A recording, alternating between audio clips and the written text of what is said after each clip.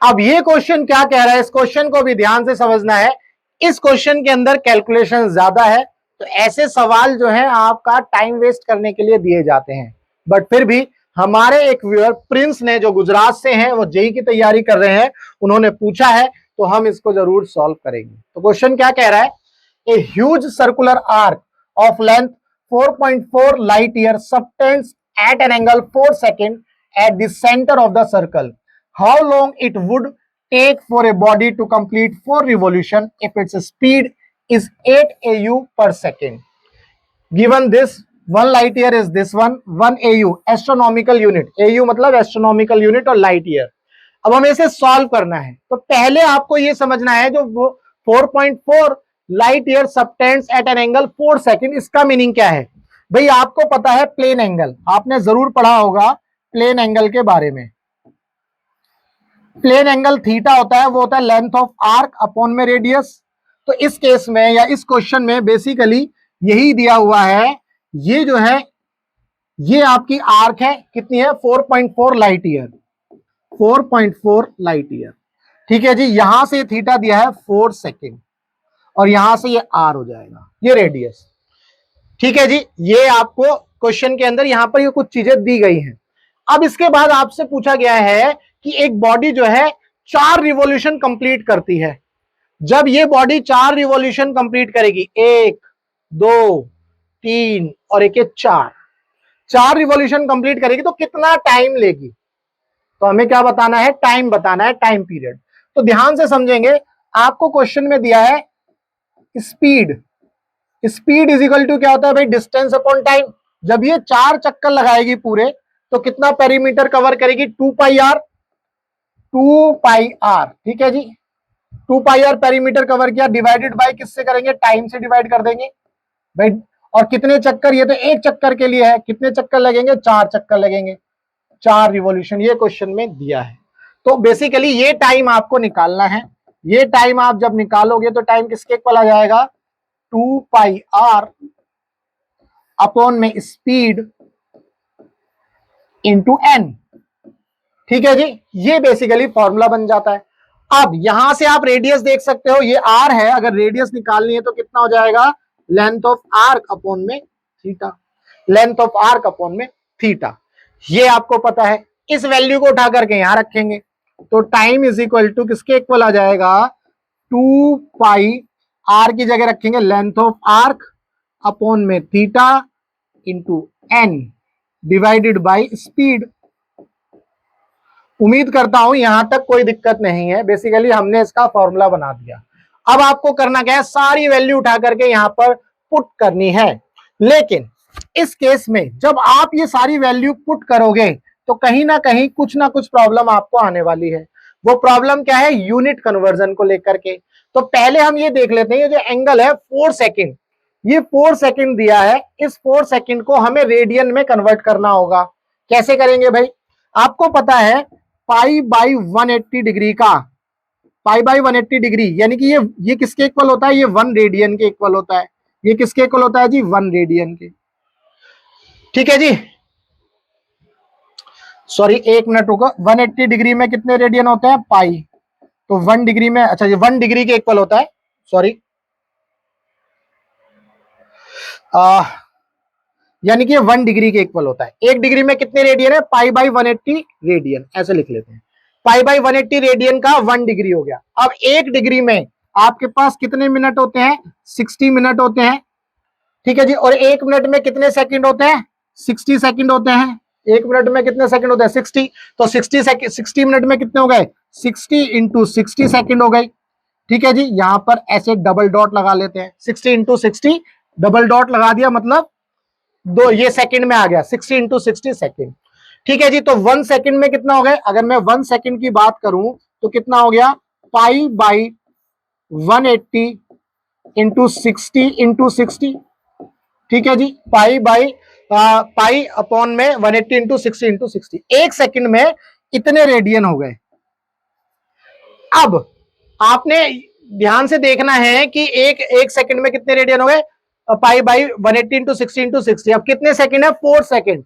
4 second में कितने radian हो गए जी? अगर हम 4 सेकंड की बात करें तो यहां पर मैं इसको 4 से मल्टीप्लाई कर दूंगा, 4 पाई अपॉन में 180 इंटू 60 इंटू 60। क्लियर है? तो यानी कि हमने अभी यहां पर जो 1 है, ऐसे इसको इस तरह से लिख लेते हैं। अब ये मैं ऐसा कर, चलो अलग करते हैं। तो यहां पर 4 सेकंड में, 4 सेकंड में कितने रेडियन हो गए? 4 पाई डिवाइडेड बाई 180 इंटू 60 इंटू 60, ये हो गए।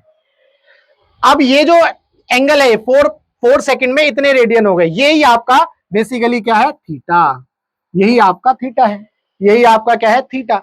हमने क्या किया? 4 सेकंड को रेडियन में कन्वर्ट कर लिया। अब इस थीटा को उठा करके आप यहां रखोगे। लेंथ ऑफ आर्क आपको दी गई है 4.4 और लाइट ईयर दिया गया है 9.46 इंटू 10 की पावर 15। ये सारी वैल्यू उठा करके यहां रखोगे और इसको सॉल्व करोगे। तो कैलकुलेशन लेंथी है, तो यहां पर करेंगे हम टाइम इज इक्वल टू, ध्यान से देखना है, बाद में लिखूंगा मैं time is equal to 2 pi as it is लिख लिया। 2 पाई के बाद लेंथ ऑफ आर्क कितना है? 4.4 लाइट ईयर, तो 1 लाइट ईयर दिस, तो 4.4 इंटू 9.46, तो 4.4 इंटू 9.46 इंटू 10 की पावर 15, 10 की पावर कितनी है? 15, तो ये आ गई मीटर में G, into 2 pi length of arc आ गई इंटू एन कितना है? 4, तो ये भी 4 लिख लो यहां पर। इसको डिवाइड कर देंगे किससे जी? डिवाइड करेंगे किससे? थीटा से। थीटा कितना आया? 4 पाई divided by 4 pi divided by 180 into 60 into 60। अब इसका कंप्लीट डिवीजन जो है, इसका जो कंप्लीट डिवीजन है वो है आपका स्पीड, और स्पीड कितनी है? स्पीड कितनी है? 8 AU, और 1 AU में 1.5 इंटू 10 की पावर 11, तो इसको ऐसे लिख लेंगे 8 इंटू 1.5 इंटू 10 की पावर 11। ये आपका बेसिकली क्या बनेगा जी? टाइम। ये आपका बनेगा टाइम। उम्मीद है यहां तक आपको ये समझ में आ गया कि हमने जो है ये सारी चीजें लिख ली। अब आपको करना क्या है? इसको सॉल्व करना है। देखो, पाई से आपका पाई उड़ जाएगा, पाई से पाई उड़ा दिया जी, ठीक है जी। और ये 4 से ये 4 उड़ जाएगा, कोई दिक्कत नहीं है। अब इसको सबको ऊपर ले जाकर के लिख लो, तो कितना हो गया? 2 इंटू 4.4 इंटू 9.46 इंटू 10 की पावर 15 इंटू ये ऊपर चला जाएगा तो 180 इंटू 60 इंटू 60 डिवाइडेड बाई ये आ जाएगा 8 इंटू 1.5 इंटू 10 की पावर 11। क्लियर है? अब इसको आप सॉल्व करोगे, तो कैसे सॉल्व करोगे? 2 चौक 8, ठीक है जी। ये 4 से इसको उड़ा दो तो कितना आ जाएगा? 1.1, तो ये पॉइंट यहां से भी उड़ा दो तो ये 11 मिल गया आपको। अब यहां से क्या करोगे? 15 चौके 60, ये भी आ गया आपको। 10 की पावर 11 उड़ाओगे तो यहां पर बचेगी 10 की पावर 4, ठीक है जी। अब क्या करना है? यहां लिखना है 11 इंटू, ये इसलिए लिख रहा हूं बार बार ताकि कंफ्यूजन ना हो। इसको मैं 9.46 की जगह अगर मैं 9.5 लिख लेता हूं, कोई दिक्कत नहीं है। 9.5 इंटू 11 आ गया, 9.5 आ गया, यहां पर 10 की पावर 4 मिलेगा आपको, इंटू 180 इंटू 60 इंटू 4, ठीक है जी। ये पॉइंट हटा दो और ये इसको हटा दो, ऐसे कर सकते हैं हम, ठीक है। इसको हटा करके यहां पर मैं 5 लिख लेता हूं, ठीक है। तो अब जो है बेसिकली मैं आपको सॉल्व करके दिखा रहा हूं। 95 इंटू ये हो गया 10 की पावर 5, ये हो गया 18 इंटू ये हो गया 6 गुणा 4, ठीक है जी। इसको सॉल्व कर लेंगे तो आपका आंसर आपको मिल जाएगा 6 चौक 24, तो 24 को 18 से मल्टीप्लाई कर लो, 8 चौक 32 का 2, 3 लगा, 8 दूनी 16 और 3 19, 1 चौके 4, 1 दूनी 2, तो 2 9 4 ठहरेगा 3, हासिल लगा 1, 2 और 1 3 और 1 4, ये तो आ गया 432। भाई 24 और 18 की मल्टीप्लाई कर ली, ये आ गया आपको 432। 95 और 11 को भी कर लो, 95 और 11, 5 9 5 9 5 9 और 5 14 का 4, हासिल लगा 1, तो 1045, कितना आ गया? 1045। अब 1045 को जो है 432 से मल्टीप्लाई कर लो, तुम्हारा आंसर आ जाएगा। तो 1045 को किससे मल्टीप्लाई कर लेंगे जी, 432 से मल्टीप्लाई कर लेंगे। तो 2 पंजे 10, 2 चौक 8 और 1 9, 2 0 0, 2 एकम 2, 3 पंजे 15 का 5 हासिल लगा 1, 3 चौक 12 और 1 13 का 3 हासिल लगा 1, 3 0 0 की जगह 1, 3 एकम 3।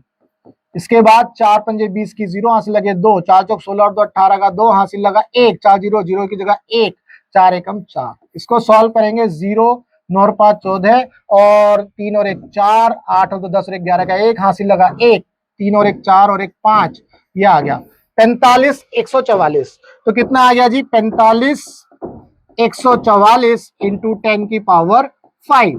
ठीक है जी, 45 144 और 0 भी है, तो 10 की पावर 5। तो मैं क्या करूंगा, यहां पर 1 2 3 4 5, मैं यहां पर 4.5 लिख करके मैं इसको इस तरह से लिख सकता हूं, 10 की पावर 10।